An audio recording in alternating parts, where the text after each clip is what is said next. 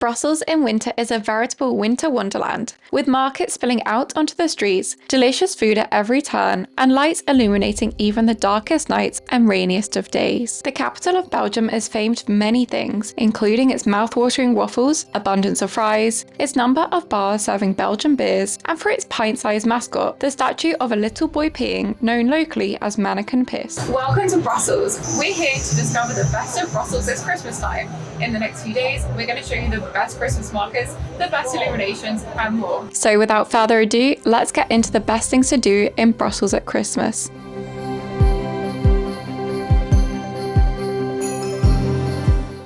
Mont is one of the most iconic places to visit in Brussels thanks to the gorgeous view you have of the rest of the city. Each winter there's a themed activity here, and as you can see, this one is a set of swings where you can swing for free while enjoying the views.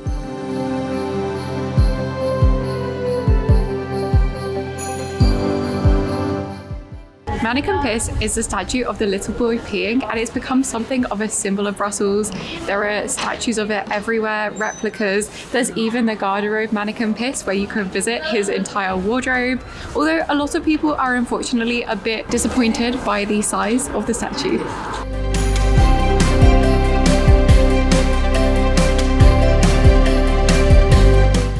Grand Place lies in the heart of Brussels and is often touted to be one of the most beautiful public squares in the world. A true must-see when you're visiting Belgium. At Christmas, it's home to an enormous tree. The story of Grand Place dates all the way back to the 12th century, though it was only completed in its present form in the 17th century. The first buildings in the square would have been constructed from wood. Unfortunately, most of the buildings in the square were destroyed in a French bombardment in 1695, and so it had to be reconstructed. Today, the illustrious square boasts elements of Baroque, Gothic, and Louis XIV architecture and has been designated as a UNESCO World Heritage Site since 1998. I personally recommend heading to the Grand Place both during the day and in the evening while you're visiting Brussels. After all, in the day you'll be able to spy all of the intricate details, while at night you can enjoy the night show which takes place on the hour every hour for 5 to 10 minutes. Although do note that this light show can get quite busy, and so you'll want to arrive ahead of time in order to ensure a prime viewing spot.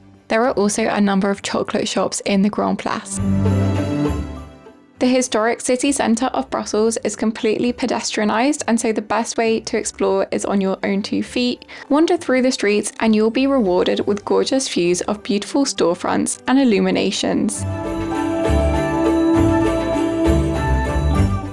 Though Paris may be most famous for its covered arcades, Brussels has a few too. The Galeries Royales are free to visit, and you can even sit at one of the many cafes inside if you want to hide from bad weather. Constructed between 1846 and 1847, the shopping arcades in Brussels actually predate those found in Milan and St. Petersburg. Perfect to wander down during a rainy day, there are also a number of delectable chocolate shops where you can purchase souvenirs or alternatively a tasty treat for yourself. My personal favourite shop is a bookstore by the name of Tropisme. As well as books in French and Flemish, there are a number of English language books for sale. Much like many of the other places I'm going to mention in this guide, I definitely recommend heading here both during the daytime and at night, as the galleries look completely different whether illuminated by candlelight or by the sunlight. While Manneken Pis often gets all of the credit, there are actually a few different peeing statues in Brussels, including one of a little girl known as Manneken Pis and also of a dog known as Het Zinneke. Visiting Manneken Pis will also put you in a prime position for visiting one of the most touristy places in Brussels, though it's some place that I would recommend going even though it is full of crowds, and that is Delirium, which is home to one of the biggest selections of beer in the entire world. There's truly something for everyone, from sour beers to IPAs, and even at Christmas time you'll find a number of festive beers and Christmas beers. As Delirium can get incredibly busy, I do recommend heading here mid-afternoon, midweek if possible, in order to actually secure a table to enjoy your drink.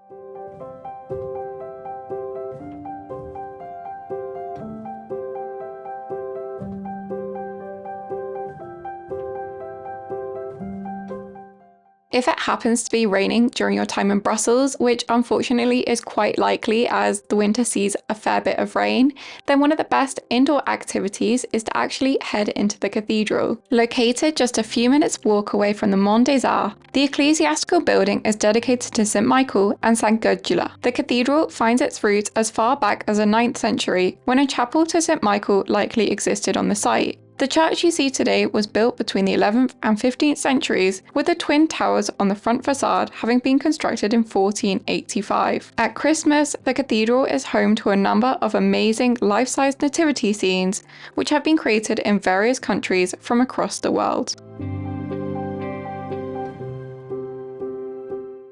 And now, let's discuss the best Christmas activity of them all, the Christmas markets. All across the city, there are a number of free illuminations that are best seen at night. One of my favourites is Fontanesplein, where there are a number of installations like penguins and Christmas trees. From there, you can wander on down to Place de la Bourse.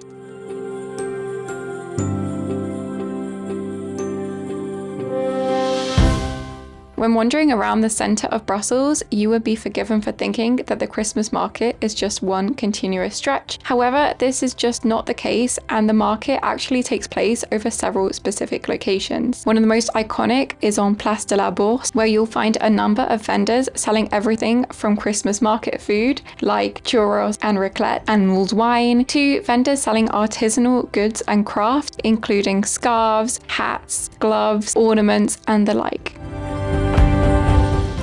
If you're looking to warm up from the cold outside, then I highly recommend heading into the Bourse, which has recently been renovated with money from the EU. This amazing space is completely free to visit, and if you head to the top floor, although you'll have to get an elevator around the side to do this, then you'll be greeted with the Beer Lab. This space is quite amazing as it's a rooftop bar, but also offers amazing views onto the Christmas markets below. We didn't have a lot of time, and so we didn't opt to stay for a beer here, but we did really enjoy watching the crowds move through the markets below, as well as the views onto the Grand Place. Place de la Monnaie, i.e. the Mint, doesn't necessarily have the greatest selection of Christmas market stalls. However, there are several nice bars here where you can get a drink and relax. Nearby, Place de la Bruyère is home to a number of activities that are fun for all the family. This includes a Santa Claus ride, as well as a virtual reality station where you can go into virtual reality sets. If you're feeling hungry, then Place de la Bruyère is also home to a number of unique Christmas food stands, including bagels and hot drinks. This is also where you'll find the main ice skating in town. Indeed, this is the only place to ice skate. It's not that big, and so it can get quite congested during the evenings. St. Catherine is home to a tiny market that is home to just a handful of stalls. However, what's unique is that this is actually Canadian stalls featuring goods such as maple syrup and other Canadian goodies.